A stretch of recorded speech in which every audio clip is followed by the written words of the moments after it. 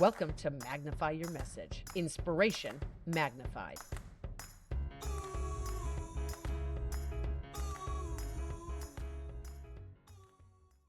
Hey, I'm Cheryl Hunter. Welcome back to another episode of Magnify Your Message podcast.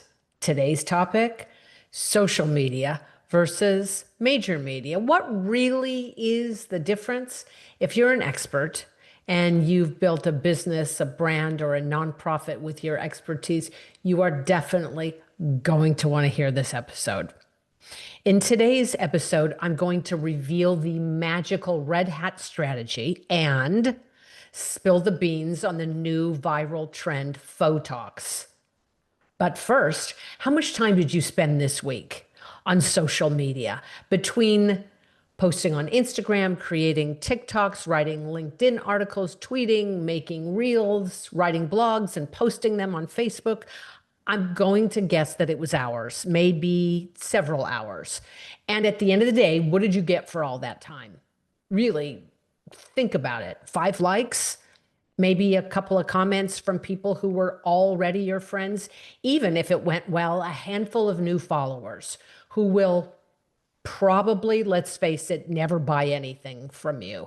Look, I know that this might sound harsh, but I want to have a real conversation that nobody in the business world wants to admit right now. Organic social media is broken for business owners, and it's getting worse every single day. You see, there's this massive lie that we've been sold as business owners. The idea that if you just post enough on social media, if you get enough followers, if you just go viral once or twice, then suddenly all of your business problems will be solved. Clients will come flooding in. Money will start flowing. You will become the go-to expert in your field. But here's what actually happens. You spend hours creating content. You post consistently. You even engage with other people's stuff. You follow all the advice from all the social media gurus. And at the end of the month, you look at your bank account and nothing. Maybe you get a few inquiries from people who want your lowest price option. Maybe you attract some tire kickers who waste your time. But the real high-paying clients who respect your expertise and are ready to invest, they are nowhere to be found. But you know why this keeps happening?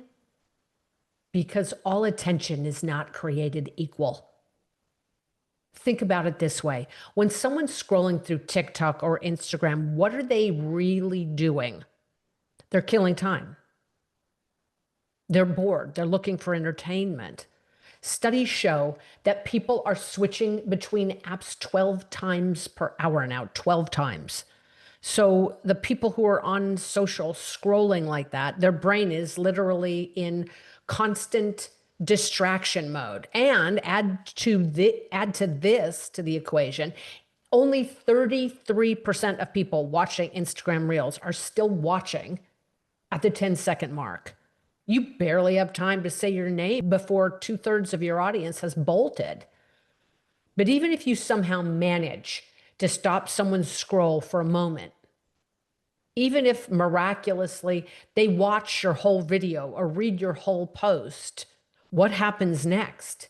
Do you think they stop and heed your call to action? No, they move right on to the next piece of content and the next and the next. Your message gets lost in an endless stream of noise. Now, let me tell you about this magical red hat strategy. Okay, I know a business owner, really bright, successful guy.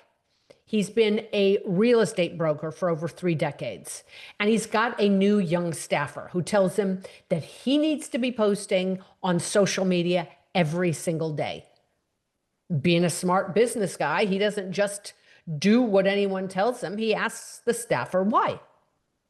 The young staffer says, well, because social media is where everybody is these days. The broker asks the young staffer, well, okay, if everyone is on social media these days, how am I going to stand out? The young staffer says, well, by going viral. Now, they were telling me this idea, and I don't have the heart to tell him that he's got a greater chance of being struck by lightning, literally, a 1.1 to 1.2 million chance, greater to be struck by lightning than go viral. So, they're committed to the virality thing. So they invest a couple $100 in a how to go viral course anyway. It tells them to start with a gimmick. So, examples: people dress up as a bush or a plant, and then they hide in a place where other people are going to walk by, and then jump out at people, surprise and scare them, and grab the whole thing on video.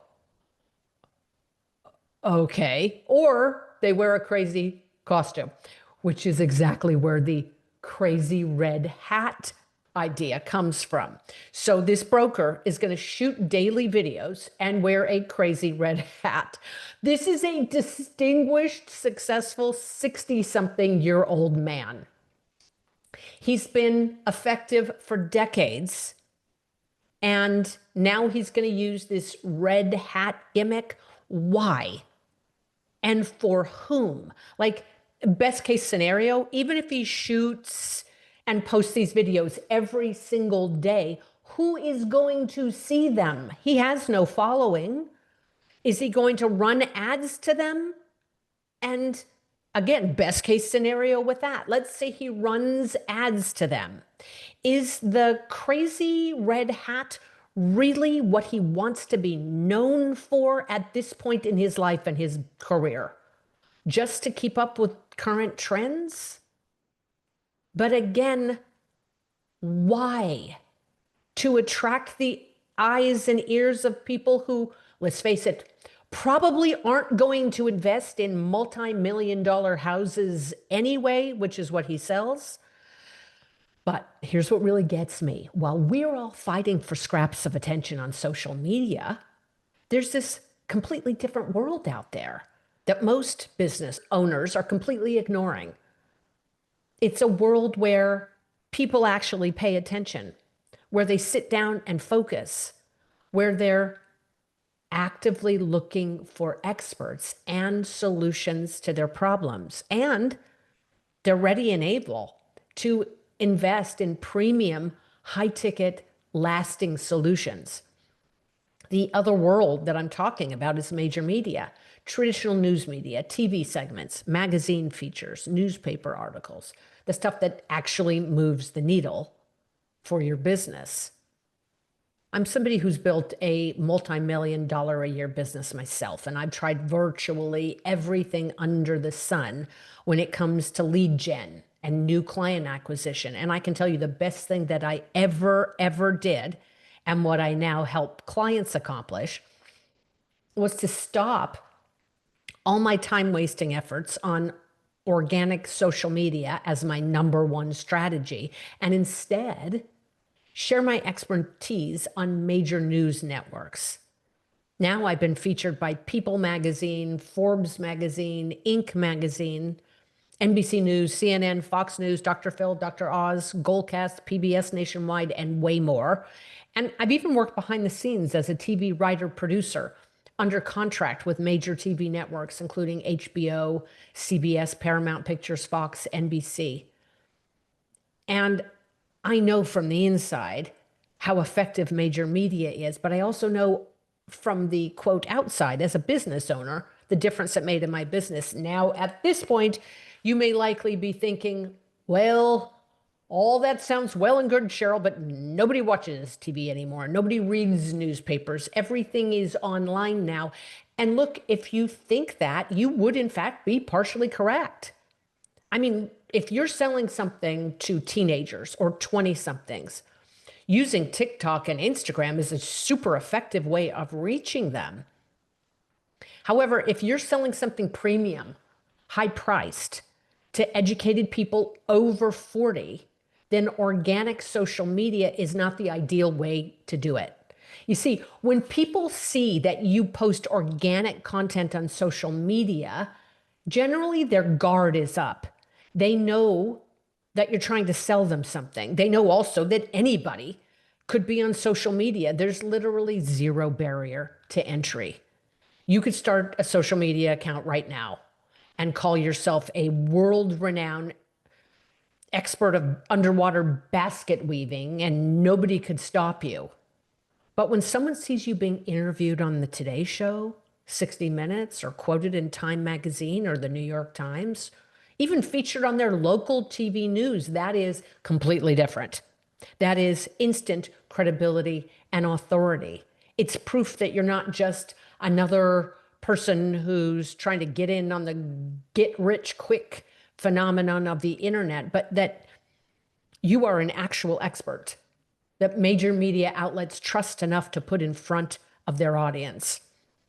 There's a study from the Pew Research Center which found that earned news stories, meaning actual major media coverage, those stories were viewed as the most credible source of information, way more credible than organic social media, blog posts, ads, any of that. And most important, above all else, is who is the audience that's actually watching major media versus social media. If your ideal clients are Gen X or boomers, meaning people aged 40 and up, if they're established, educated professionals, if they're people with actual money to invest in solutions, then you absolutely need to understand this. Those people are not spending their days scrolling for hours on TikTok. They are not trying to keep up with the latest Instagram trends. They are watching the news. They are reading established, legit publications. They're looking for credible experts to help them solve real-world problems. Meanwhile, who's on social media all day? Well, it's mostly younger people. And look, I'm not saying young people don't have value as customers, but who's more likely to invest $5, $10, $50,000 in your services?